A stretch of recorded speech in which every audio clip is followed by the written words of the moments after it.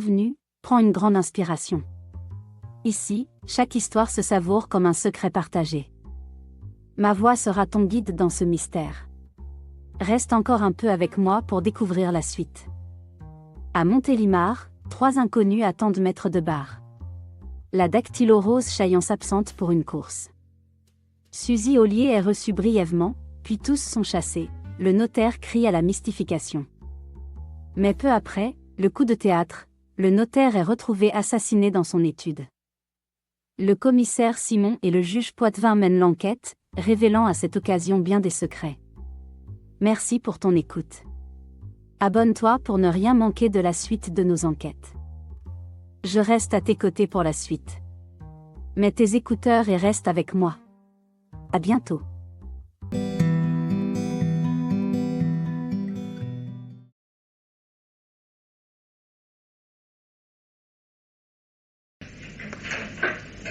Madame... Oh, mais qu'est-ce que c'est? Pardon, l'étude de maître de bar, c'est bien ici? Oui. Vous avez rendez-vous? Non, c'est-à-dire j'ai une convocation. Montrez. Tenez, la voici. Ah bon? Mademoiselle Suzy Ollier dans l'antichambre, maître. Bon. Asseyez-vous, maître de bar va vous recevoir dans un instant. Merci. Est-ce que ce sera long? Votre convocation portait 15h30, vous êtes en avance. J'avais peur d'être en retard. Vous partez? Ah oui, j'ai une course à faire à l'enregistrement, comme tous les mardis. Mais maître de bar, c'est que vous êtes là, vous n'avez qu'à attendre. Bien, mais peut-être que... Au revoir, mademoiselle.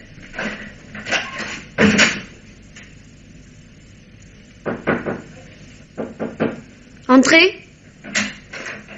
Pardon, maître de bar. C'est bien ici, oui. C'est que je suis jamais venu chez ce notaire. Vous êtes une cliente sans doute? Oh, si on veut, je sais pas. Et y a personne à l'étude? La dactylo vient de sortir, mais maître de bar est là, on l'a prévenu que je l'attendais. Ah bah, avant de voir le notaire, j'aurais bien aimé rencontrer sa dactylo parce qu'elle doit être au courant. Elle m'aurait peut-être dit pourquoi le notaire me convoquait. Ouais. Ah bon, vous aussi? Vous avez reçu une convocation? Oui, pour 15h30. Tiens, à la même heure que moi. Ben, c'est sans doute pour la même affaire, hein. Ah, moi, j'ai aucune affaire avec maître de bar, je l'ai même jamais vu. Ah bah, moi non plus. Non, c'est pourquoi ça me surprend d'être convoqué. C'est peut-être un héritage, hein? Ah, alors sans le savoir, nous serions parents. Ça serait drôle. Comment vous vous appelez? Suzy Ollier. Suzy Ollier. Ollier. Ah, ça, je vois pas, j'ai jamais entendu prononcer ce nom-là dans ma famille. Vous êtes d'ici? Je suis née à Avignon. Avignon. Mais je travaille ici. Ollier, Ah oui. Avignon, non. Je vois pas. Oui, je travaille ici, je suis vendeuse chez une marchande de nougats. Ça n'a rien d'extraordinaire, hein, à Montélimar. Ah bah, les nougats, bien sûr. Ça, Et vous? Moi, je me nomme Serge Audigier. Ah. Oui, je viens de m'installer marchand de radio à Donzère. Ah. Et mon nom vous dit rien? Attendez, Audigier, vous dites? Audigier, oui. Serge. Ah non, je vois pas. Alors, c'est tout de même bizarre qu'il nous ait convoqués à la même heure. Il ne nous reste qu'à attendre. Hein. Il n'y a que ça à faire. C'est d'ailleurs pas pour me déplaire. Pourquoi? Oh, parce que on peut bavarder tous les deux. Ah ben, on ne se connaît pas. Pas encore. On pourrait faire connaissance. C'est tout de même drôle, vous trouvez pas? Moi, un notaire... Bonjour la compagnie. Je suis pas en retard, non? J'aime pas perdre mon temps, moi. Et comme je dis toujours en cette saison, vous savez, les chances, c'est comme les amoureux, ça aime pas attendre. Bon, eh ben, comme je me vois, vous attendez peut-être bien aussi tous les deux, là, hein? Oui, c'est tout de même ennuyeux, ça. Sans compter que de Montélimar à Malataverne où je réside, ça fait bien 20 kilomètres et que ma voiture, elle est plus toute neuve. Elle peine un peu, là, surtout dans les côtes. Je sais même pas ce qu'il me veut, ce notaire, moi. Affaire vous concernant, là, qu'est-ce que ça veut dire? Comment? Vous aussi, vous avez été convoqué chez ce notaire? Oui, mon petit monsieur, oui. Et c'est bien à moi qui ai adressé le papier. Tenez, regardez-moi ça, voilà, c'est écrit, là. Arnaud, Louis, cultivateur à Malataverne. Et pas d'erreur, parce qu'à Malataverne, il y a qu'un Arnaud Louis et c'est moi. Si seulement je savais pourquoi il m'appelle ce maître du bar. Du bar, qu'est-ce que je raconte? De bar. Mais oui, Debar. Mais oui, Debar. J'ai seulement jamais vu, moi, ce Debar. Et puis, on sait, les notaires, moi, remarquez, je dis pas, il en faut, mais je me méfie tout de même. Eh ben, pourquoi? Oh, bon, ils ont trop d'instructions. Tous leurs dossiers, là, tous leurs papiers. Enfin, on va bien voir, quoi. Enfin, j'aimerais que ce soit pas trop long, quoi, parce que ça me dérange dans mon travail. L'argent, ça vient pas à rien faire, hein. Alors, comme je vous disais, en cette saison, vous savez, La première personne, je vous prie. Ah, dites-donc, alors là, des fois, sauf votre respect, monsieur le notaire, est-ce que je pourrais pas passer le premier, parce que, en cette saison, vous savez ce que c'est? Les chances, Oui, c'est comme... je regrette, mademoiselle était là avant vous. Ah bon? Mademoiselle, voulez-vous vous donner la peine d'entrer dans mon cabinet?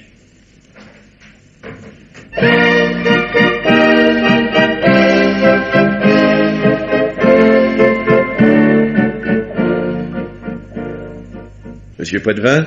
Moi-même. Commissaire Simon de la brigade mobile de Lyon. Je vous présente tous mes devoirs, monsieur le juge. Enchanté de vous voir, commissaire. Asseyez-vous, je vous en prie. Merci. Je vous attendais, je l'avoue, avec impatience. Vraiment, monsieur le juge? Mon cher commissaire, ce qui m'arrive est proprement affolant. Ah. Si, affolant. Je viens à peine d'être nommé magistrat. Les vacances judiciaires vont commencer. Alors, comme je suis le plus jeune, on me colle naturellement la suppléance de l'instruction à Montélimar, une ville où je ne connais personne. Mais j'en prends mon parti. Je me dis, bon, dans cette petite ville tranquille, tu n'auras à instruire que des broutilles, vol de volailles, vagabonds, enfin, vous voyez le temps. Oui. Et qu'est-ce qui me tombe sur la tête? Un crime. Et pas n'importe quel crime. L'assassinat d'un notaire. L'assassinat de maître de bar. Oui. Vous vous rendez compte? Aussi ai-je insisté auprès du procureur pour qu'on fît tout de suite venir de Lyon un as comme vous. Vous allez me faire rougir, monsieur le juge. Non. Je compte absolument sur vous pour mener cela rondement. Un mauvais début de carrière et, mon Dieu, moi je suis fichu. Je ferai tout ce qu'il sera possible. Voyons, vous avez déjà, je pense, en main quelques éléments. Eh bien, en 2 mots, voilà l'affaire. Maître de bar a hérité l'étude de son père. Famille très honorablement connue dans la région, conduite irréprochable, vous voyez le genre. Je vois. Mardi dernier, donc avant-hier, Maître de bar quitte la villa qu'il occupe avec sa femme et sa fillette, route de Dieulefit, se rend à son étude en voiture au début de l'après-midi. Le soir, lui, dont les habitudes sont très régulières, ne rentre pas dîner. Cela étonne sa femme, elle ne sait trop que penser. Elle songe vaguement, sans trop y croire, à un dîner d'affaires dont il aurait oublié de la prévenir, et puis plus tard, dans la nuit, à une fugue. Ah, une fugue. Oui, enfin, une idée de femme. Elle aura aussi bien supposé une crise d'amnésie. Mais le lendemain matin, donc hier, elle téléphone à l'étude et apprend que toute la nuit, la voiture est restée devant la porte. Elle prévient alors le commissaire de police, Valette, un brave homme, pas très malin, mais qui connaît bien la ville. Il pourra d'ailleurs de ce côté nous rendre des services. Valette se rend à l'étude et là, il découvre le cadavre du notaire. Dans son cabinet? Ah non, à côté, dans une pièce obscure, une sorte de réduit où l'on classe les archives. Tué comment? Un coup de gourdin, ou plutôt, d'après le médecin légiste, une grosse canne, enfin le crâne fracturé. L'arme du crime? Disparu. Et personne n'a rien remarqué, rien entendu? Eh bien, en partant, mardi soir, la dactylographe Rose Chaillant, je crois, une vieille fille, depuis longtemps au service de maître de bar, a fermé la porte, pensant que le notaire était parti pendant une assez courte absence qu'elle avait dû faire dans la journée pour se rendre à l'enregistrement. Enfin, rien que de très normal. Je vous demande pardon. Pendant l'absence de mademoiselle Rose Chaillant, l'éclair de l'étude... Ah, en dehors de mademoiselle Rose, maître de bar n'utilisait les services que d'un principal clerc, un nommé Gilbert Mortagne, un rond de cuir entre 2 âges, de santé délicate. Et ce jour-là, il était chez lui, retenu au lit par une mauvaise grippe, dont il souffre encore, je crois. Et dans le temps qu'elle fut à l'étude, Rose Chaillant n'a rien entendu? Ah, rien. Du reste de l'antichambre où elle se tient, on ne peut rien savoir de ce qui se passe dans le réduit en question, qui est d'ailleurs contigu au cabinet du notaire. Dans ce réduit, ni porte ni fenêtre? Ah, pas de fenêtre. Une porte donnant sur une cour, d'où on peut gagner une petite ruelle par derrière. Porte toujours fermée à clé, affirme mademoiselle Rose. Quand on a trouvé le cadavre? Eh bien, la porte était fermée comme d'ordinaire. Et la porte d'entrée? La porte d'entrée, et mademoiselle Rose l'a trouvée fermée, comme elle l'avait laissée la veille. L'assassin n'est tout de même pas passé à travers les murs. Ah, premier point mystérieux de l'affaire, commissaire. Et j'arrive au second point. Car il y en a un second. Eh oui. Ah, pour mes débuts, je suis servi, je vous l'avoue. Second point, donc. Dans le cabinet du notaire, le coffre-fort était ouvert. Effraction? Nullement. On avait fait jouer la serrure à secret, et la clé était encore dans la serrure. C'est déjà une indication sur le mobile du crime, sans doute le vol. Ah, attendez, commissaire. Je ne vous ai pas tout raconté. Ah, je vous dis que j'ai toutes les veines. Imaginez-vous que le mardi après-midi, il s'est passé quelque chose de peu ordinaire à l'étude de maître de bar.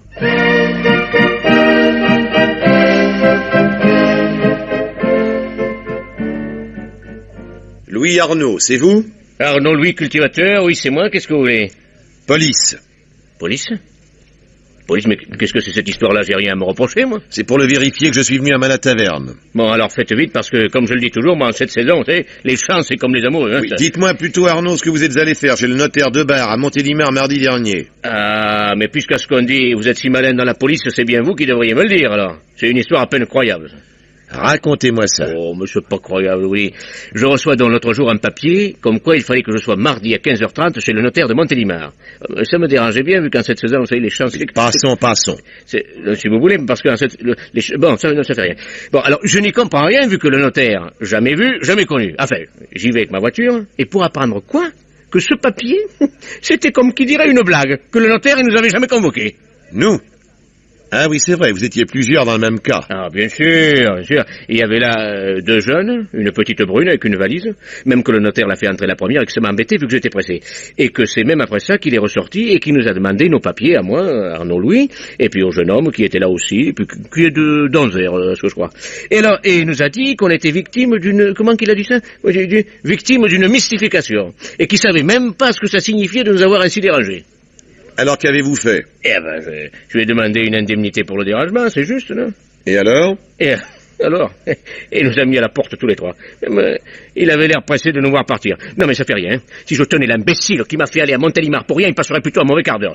En sortant de chez le notaire, qu'est-ce que vous avez fait? Qu'est-ce que vous voulez que je fasse? Les jeunes, ils se sont allés de leur côté. Même qu'ils avaient l'air de bien se plaire ensemble, ces jeunes, vous savez. Et puis moi, je suis revenu à la taverne. À quelle heure y êtes-vous arrivé? Oh, voilà, ça je peux pas vous dire, moi j'ai pas regardé l'heure. Cette histoire-là, ça m'avait tourné les seins, moi. Puis ma voiture, c'est pas une rapide.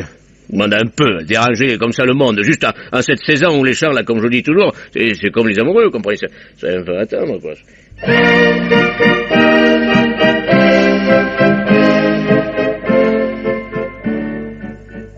Mais non, monsieur le juge, je vous assure que je n'en ai pas la moindre idée. Écoutez, mademoiselle Ollier, c'est entendu. Je suis juge d'instruction et je vous prie de croire que ça ne m'amuse pas. Mais je dois vous interroger. Et je vous prie de voir en moi un ami. Et oui, un ami. Pourquoi pas? Vous êtes gentil. Mais oui, je suis gentil. Et vous êtes très gentil. Oh, si, c'est vrai. Alors, vous ne soupçonnez personne de vous avoir joué le mauvais tour de cette fausse convocation chez le malheureux maître de bar? Personne. Du reste, Serge n'en savait pas plus que moi là-dessus. Serge? Ah oui, Serge Audigier, le jeune homme de Donzère, oui. Oh, il est bien gentil aussi, Serge. En sortant de chez le notaire, il m'a conduite jusqu'à mon autocar. Il m'a même porté ma petite valise. Oui. Et vous pensez si on a parlé de cette convocation, hein? Oui, d'autres choses aussi, sans doute. Oh, il est très comme il faut, Serge. Je n'en doute pas, mademoiselle. Et quel autocar deviez-vous donc prendre? L'autocar d'Avignon. Pour aller chez le notaire, j'avais dû demander ma journée à ma patronne, alors j'en ai profité pour aller à Avignon voir ma tante. Oui. Dites-moi, madame votre tante est votre seule parente? C'est elle qui m'a élevée. Ah, vous êtes orpheline? Oh, pire, monsieur le juge, pire. Je sais pas trop comment vous dire ça. Allons. Maman est morte quand j'étais bébé et je n'ai pas eu de papa. Mais il n'y a aucune honte à cela, mon enfant. Mais tout de même, monsieur le juge, moi je suis honnête. Il faudrait pas croire des choses. Mais non. Ici, j'habite au foyer de la jeune fille. C'est une maison très sérieuse. Mais j'en suis sûr. Votre métier de vendeuse de nougat vous plaît-il au moins? Il faut bien, hein. Mais une petite jeune fille comme moi, ça rêve toujours un peu. Oui. L'amour. Oh, je dis pas l'amour, non, mais aussi les toilettes, les fourrures, la voiture, oui. Un intérieur à soi avec réfrigérateur, télévision. Ah, ça doit être bon d'être riche. Eh oui, ça doit être bon. Eh oui, mais voilà. Je sais trop bien ce que demandent les hommes pour vous offrir tout cela. Hein. C'est pas souvent le mariage. Hein. Non, attention, tous les hommes ne sont pas des gredins. Ah ben ça c'est peut-être vrai, mais quand on est une petite jeune fille comme moi, il faut toujours se méfier. Oui, pas de tous les hommes, ne généralisez pas. Oui. Il y en a tout de même dont les intentions sont honnêtes. Tenez, Suzy, si je vous demandais de venir un soir dîner avec moi...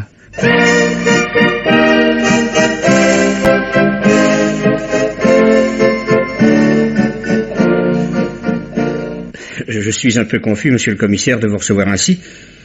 Mais je ne suis qu'un pauvre célibataire, pas bien solide des poumons, et ma femme de ménage est souvent bien négligente. Bon, ne vous excusez pas, monsieur Mortagne, je ne désire avoir de vous que quelques renseignements touchant l'étude de maître de bar dont vous étiez, n'est-ce pas, le premier clerc. Oui, monsieur le commissaire, le premier clerc, et je puis dire l'intime collaborateur. J'ai bien été affecté par la mort tragique de ce pauvre maître de bar. Pensez-vous donc Un homme qui n'avait pas de secret pour moi. Il me confiait tout, absolument tout. Vous avait-il confié le secret du coffre-fort? Pourquoi m'aurait-il caché la combinaison de cette serrure?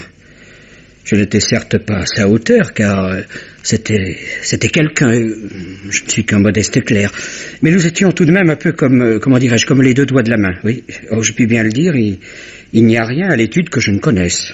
Quelqu'un d'autre était au courant du secret? À l'étude, non. Non. Mademoiselle Rose, une vieille collaboratrice, elle aussi, une brave personne. Même s'il a souvent un caractère un peu difficile. Mademoiselle Rose ne le connaissait pas. Mais peut-être ce pauvre maître de bar l'avait-il confié à sa femme. Ça, je ne saurais pas vous le dire. Vous connaissiez bien Madame de Bar, Monsieur Mortagne? Oh, non, monsieur le commissaire, non. Vous savez, je suis un homme humble, effacé, je me tiens à ma place, je ne sors jamais. Madame de Bar, elle est une femme du monde, très élégante, très allante, une des plus jolies femmes de la ville. Elle ne venait presque jamais à l'étude. Je ne m'immisçais pas dans la vie privée de maître de bar, ça ne me regardait pas. J'ai maintenant, Monsieur Mortagne, une question importante à vous poser. Mais je vous en prie, si je puis y répondre. Pouvez-vous me dire à peu près exactement quelle somme contenait mardi le coffre-fort de maître de bar? Ça m'est très facile, monsieur le commissaire. Une de mes tâches de principal clerc était précisément de tenir les comptes. Le jour du drame, il y avait dans le coffre-fort 25 millions en billets de banque. C'est une grosse somme. Oui, oui. Il était en effet assez rare que mon malheureux patron et ami conservât chez lui de telles disponibilités liquides. Cela provenait d'un certain concours de circonstances, des affaires en cours qui s'étaient réglées en même temps. D'ailleurs, je pourrais vous en expliquer les détails à l'étude. Mais nous verrons ça plus tard. La clé du coffre. Maître de bar l'avait toujours sur lui. Et la clé de la porte du réduit aux archives. Cette porte ne servait jamais. Maître de bar en gardait la clé dans le tiroir de gauche de son bureau. Mademoiselle Rose savait qu'elle était là. À tout hasard, n'est-ce pas? Par exemple, dans le cas d'un incendie qui aurait bloqué l'entrée principale. Et dire que si je n'avais pas été retenu au lit par cette fâcheuse grippe, rien ne serait arrivé à mon patron. Mais le médecin m'avait bien prescrit de ne pas sortir. Vous comprenez, je suis si fragile.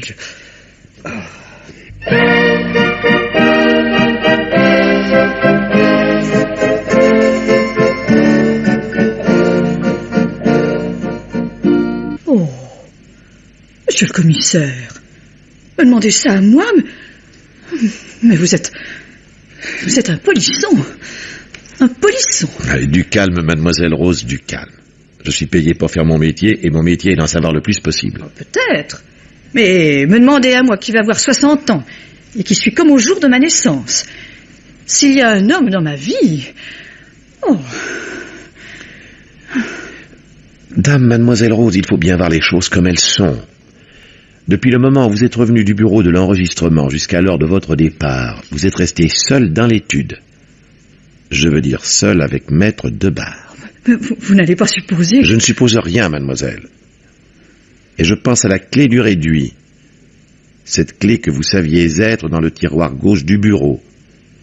Cette clé qui a disparu, qu'on ne retrouve pas. Mais alors...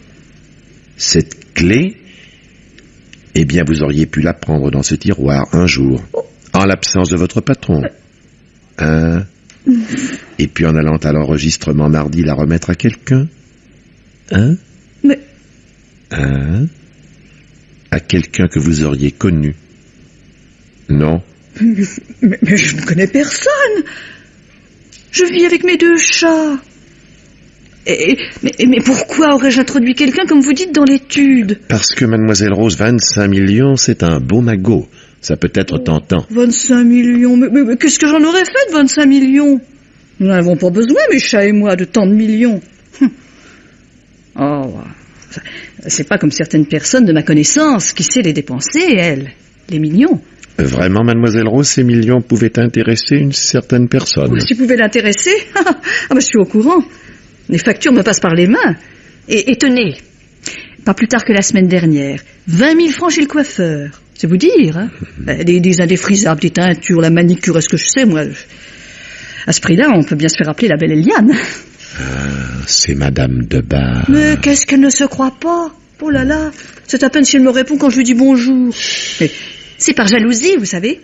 Parce qu'elle comprend que moi, depuis le temps, j'ai de l'affection pour son mari, pauvre cher homme. Oh, il ne voyait rien de ce qui se passait, et pourtant tout le monde le savait. Et pas du propre, je vous le dis. Et quoi donc, mademoiselle Rose? Le dentiste, voyons, le séduisant José Royanes. Ah, un joli monsieur, celui-là. Ah oui, le dentiste. Le commissaire de police m'en a parlé, en effet. C'est la fable de tout Montélimar. Et tenez, quand le commissaire Valette l'a amené ici devant le cadavre de son mari qu'on venait de découvrir, à qui a-t-elle téléphoné aussitôt, cette effrontée? À son cher dentiste? Comme si la mort de son mari lui avait tout d'un coup donné mal aux dents.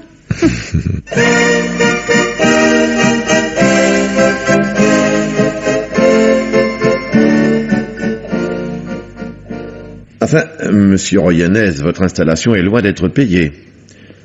Ça coûte cher, à monter un cabinet de dentiste. Oui, je dois le reconnaître. 25 millions, hein? Tout au moins une dizaine de millions. Ça vous aurait été bien utile pour vous libérer. Je ne vois pas... Madame Debar était votre maîtresse. Commissaire, je ne vous permets pas de... Oui, avec ou sans votre permission, la rumeur publique le prétend. Oh, la rumeur publique dans une petite ville a vite fait de supposer des choses. Mais il n'empêche que c'est à vous que la femme du notaire a téléphoné en premier après la découverte du drame. Je n'ai pas à le cacher, Madame Debar s'ennuyait. Ah. Son union n'était pas très heureuse. Moi-même, étranger dans cette ville, je suis très seul. Madame Debar était d'abord ma cliente, et puis une certaine amitié est née entre nous. Je dis amitié. C'est ce que soutient également Madame Debar que j'ai interrogée. Ben, vous voyez bien. N'allez donc pas ajouter foi à des potins, des ragots de jaloux. Alors, monsieur Royanes, vous allez pouvoir me dire où vous étiez et ce que vous faisiez le jour du crime à partir de 15h30. Enfin, mettons 15h40. Heure où 3 témoins ont vu pour la dernière fois le notaire vivant. Je vois très bien, commissaire, à quoi tend votre question et j'en mesure la gravité. Mais je n'y répondrai pas. Je ne peux pas y répondre. Pourquoi? Affaire d'honneur. Je n'y suis pas seul en cause. Alibi un peu facile, monsieur Royanes. Certes, j'ai appris que vous avez une réputation assez bien établie de Don Juan. Et on vous prête en ville d'assez nombreuses bonnes fortunes. Si c'est cela, je saurais bien être discret. Non, vous ne pouvez pas l'être. Il vous faudra vérifier mes dires. C'est pourquoi vous n'obtiendrez rien de moi. Je ne dirai pas un mot qui entraînerait de votre part fatalement des investigations sur le compte d'autrui. Faites attention, c'est très sérieux. Réfléchissez. Ah, mais c'est tout réfléchi. Inutile d'insister. Je sais être galant homme. J'affirme que je ne suis nullement mêlé à l'affaire qui vous occupe. Mais il m'est impossible de vous dire ce que j'ai fait cet après-midi-là. Vous entendez? Impossible.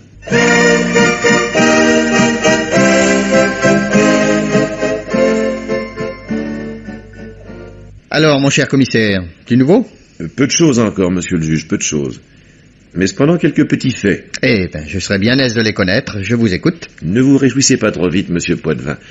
Le premier de ces petits faits vous concerne personnellement. Bah, moi? Mais commissaire... Vous vous affichez trop avec la petite Suzy Ollier. Oh, mais... Si, y a pas d'eau. On vous a vu dîner ensemble plusieurs fois. Que le premier président apprenne ça... Mais c'est sans importance. Enfin, qu'allez-vous imaginer? Rien. Mais vous êtes juge d'instruction. Je sais bien que la petite est jolie. Mais très jolie et si candide, d'une transparence... Une petite gourdiflotte, oui. Oh. Excusez-moi si je le dis comme je le pense, une gentille bécasse égarée dans une affaire où elle n'a que faire. Si vous espérez apprendre quelque chose en lui faisant la cour, je crois que vous perdez votre temps. Je ne sens peut-être pas tout à fait mes intentions. Enfin, ça, c'est mon affaire. Voyons le reste, voulez-vous? Comme vous le désirez, monsieur le juge, je vous aurai toujours averti. Bon. Eh bien voilà. Comme suspect numéro 1, j'ai Arnaud, le paysan de Malataverne. Après avoir quitté l'étude, il a pu y revenir. Il a pu, ce n'est pas sûr. Oui, oui. Mais son horaire est incertain. Et il est facile de prétexter la lenteur de son véhicule pour justifier son retour tardif. Certes, il ignorait la présence des 25 millions, mais il aime l'argent. Et chez un notaire, il pouvait espérer en trouver. Et il savait que le notaire était seul. Ça ne tient pas debout. Arnaud ne connaissait pas le secret du coffre. D'accord. Passons au suspect numéro 2. Mademoiselle Rose. Oh, là, c'est ridicule. Je ne dis pas. Mais cette histoire de clé du réduit m'inquiète. Et Mademoiselle Rose ignorait-elle véritablement le secret du coffre? Ah non, écoutez, je me refuse absolument, mon cher commissaire, à croire même à une complicité de cette vieille fille. Allons. Passons donc au numéro 3, le dentiste. Ah oui, celui-là, c'est plus sérieux. Peut-être, monsieur le juge, peut-être. Mais enfin, il est possible qu'il dise la vérité, et qu'il ait en réalité passé l'après-midi avec une femme. Une femme mariée, vous comprenez? Bien sûr, il y a des cas où la discrétion s'impose. Mais quand on est sous le coup d'une telle accusation... Ça ne m'échappe pas, monsieur le juge. Et après tout, il y aurait peut-être là une piste. Ou le début d'une piste. Et je ne la néglige pas. Mais tout est fichu par terre par ces 3 fausses convocations. Ah là... Eh oui. Pourquoi diable avoir ainsi appelé 3 personnes, Suzy Ollier, le jeune Audigier et Louis Arnaud, pour rien? Ou plutôt si. Simplement pour qu'ils puissent témoigner qu'à 15h30, le notaire était encore en vie. Eh oui, en somme des témoins, comment dirais-je, superflus. Vous l'avez dit, des témoins superflus. Je ne comprends pas. 3 convocations tapées sur du papier en tête de l'étude. L'auteur de la mystification n'avait donc à sa disposition. Et qui pouvait avoir de ce papier, Mademoiselle Rose? Bon, décidément, vous y tenez, Non, enfin... Non. Mais enfin... Oui, mais pourquoi? Pourquoi avoir fait venir ces gens? Mais, et la belle Eliane là-dedans? Enfin, Madame de Bar. Oh, une femme du monde. Allez donc savoir ce qu'il y a dans sa jolie tête d'oiseau.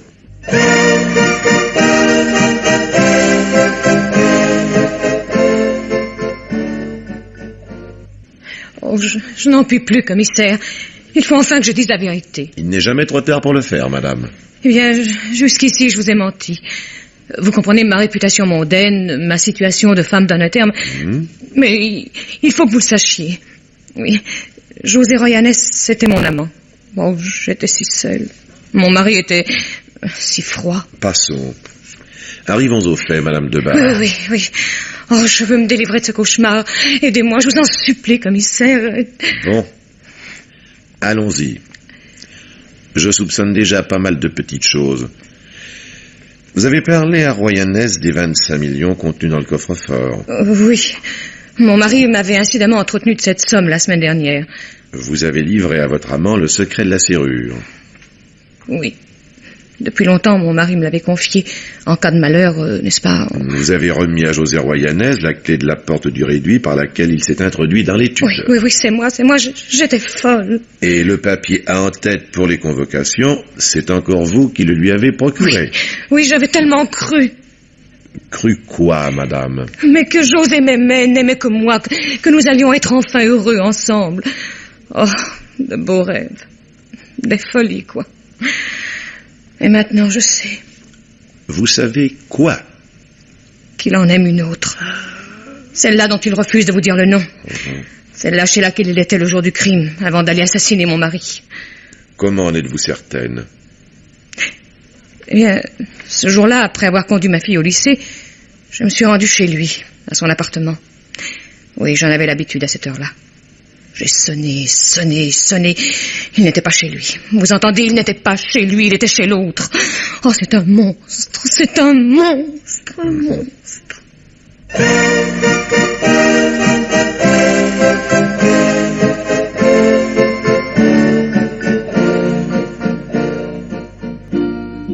En somme, vous maintenez, madame, toutes les déclarations que vous avez faites au commissaire Simon. Oui, monsieur le juge.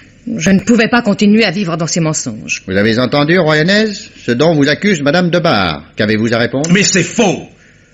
C'est faux, je suis innocent, cette femme ment. Ah, vraiment, je mens. Je n'étais peut-être pas votre maîtresse. Puisque vous ne voyez plus d'inconvénient à ce que soit connue notre liaison, je reconnais que j'étais votre amant. Ah. Vous ne m'aviez peut-être pas confié que vous aviez de sérieux embarras d'argent pour payer les traites de vos fournisseurs. Et ne m'avez-vous pas suggéré que mon mari pourrait vous prêter ce qui vous était nécessaire? Oui, c'est vrai, j'étais un peu gêné. Et quant aux prêts, si je vous en ai parlé, ce n'était que par plaisanterie. Je n'allais tout de même pas faire payer mes dettes par le mari de ma maîtresse. Tout le reste est faux d'un bout à l'autre. Allons donc. Oh, j'y vois clair maintenant. Ce qui vous intéressait en moi, c'était pas la femme, oh non. C'était l'argent, rien que l'argent. Oh, idiote que j'étais. J'avais foi en votre amour, en votre passion. J'y croyais, c'est pour me faire la complice d'un crime, vous fournir les moyens d'un assassinat, pour que nous puissions enfin réaliser notre grand rêve d'amour. Oh, Ce grand amour lâche, tu le donnais à l'autre, celle chez laquelle tu étais. Je n'étais pas chez elle. Et où étiez-vous donc, Royanel? J'étais chez moi, tout simplement. De la journée, je n'ai pas quitté mon Bah domicile. tu mens, José. J'ai été chez toi. Tu ne m'as pas ouvert. Je n'ai pas ouvert parce que je savais qu'à cette heure-là, c'était toi.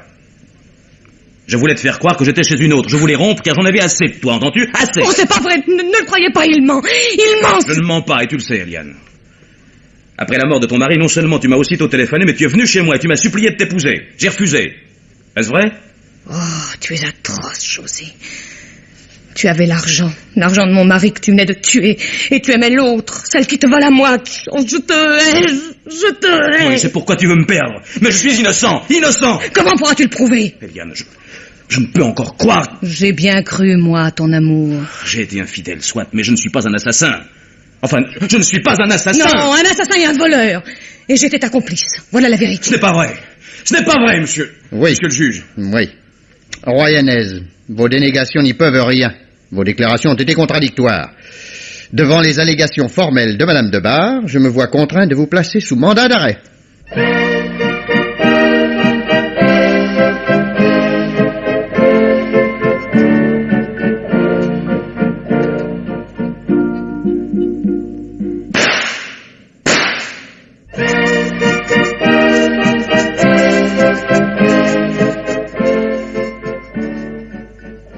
Alors, monsieur le juge, elle a avoué? Ah, l'essentiel, oui. Ah, la petite malheureuse. Et Sergio Digier? Il s'en tirera, les médecins m'en ont donné l'assurance. Ah. Mais il s'en est fallu de peu qu'il y reste, le pauvre garçon. Et c'était même pas lui qui était visé. Que voulez-vous, c'est ça la vie. Vous permettez que je l'interroge à mon tour? Ah, j'aime autant cela. Je sais plus trop où j'en suis, moi. Vous devez vous en douter. Ce sera vite fait, maintenant. Ah, toi. Toi, on peut dire que tu t'es mise dans de jolis draps. Ou enfin, pourquoi tu fais ça? Je sais pas. J'ai fait ce qu'il m'a dit de faire. Sans comprendre. Il m'avait promis de m'épouser ensuite. Tu étais déjà sa maîtresse? Ah non. Non, je suis une petite jeune fille honnête. Alors il a suffi de cette promesse de mariage? Il y avait aussi les millions. Voyez-vous ça? Avec les millions, il avait dit on aurait acheté une voiture, et puis une maison, et la télévision, et tout, et tout. Et ça ne te dégoûtait pas un peu de devenir la femme d'un assassin? Ah ben j'ai pas su tout d'abord qu'il avait tué le notaire. C'est qu'après que je l'ai compris. Mais le reste, tu le savais? Ah bon, forcément, oui, un peu. Eh ben, toi, avec ton petit air de Sainte-Nitouche, tu nous as offert une belle promenade en bateau. Et comme comédie, on fait pas mieux. Jusqu'auprès de Mademoiselle Rose. Oh ben il m'avait bien expliqué ce qu'il fallait faire. Hein. Et puis il m'a fait jurer de ne rien dire à personne, alors je n'ai rien dit. C'est donc que tu l'aimais? Oh non.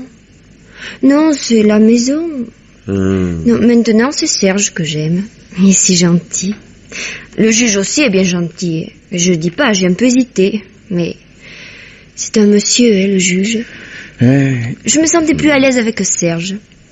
Et quand tu étais avec Serge, il ne te gênait pas, ton secret? Oh si. Et c'est pour ça que j'avais décidé de tout lui dire. Peut-on savoir ce qui t'a décidé à cet aveu? Eh ben oui. Voilà. Avant-hier, Serge est venu exprès à Montélimar, il m'a demandé en mariage. On aurait tenu sa petite boutique, nous deux, on aurait été heureux. Sur le moment, j'ai dit ni oui ni non. Mais au fond de moi, c'était déjà oui. Il est si gentil. Alors, je lui ai donné rendez-vous pour hier soir au lac de Gournier. Vous savez, cette promenade... Oui, je sais, alors. Eh ben alors, hier soir, on était là, tous les deux, au lac de Gournier, et j'allais tout avouer à Serge. Quand il nous a surpris, il a tiré sur nous. Oui, c'est-à-dire qu'il a tiré sur toi pour t'empêcher de parler, mais c'est Serge Audigier qui a été atteint. Mais tu l'as bien reconnu, hein? C'est bien lui. Oh ben oui. Du reste, il m'avait envoyé un mot. Tenez, je crois que je l'ai encore dans mon sac. Eh oui, le voici. Merci. Dernier avis, si tu parles, tu es morte.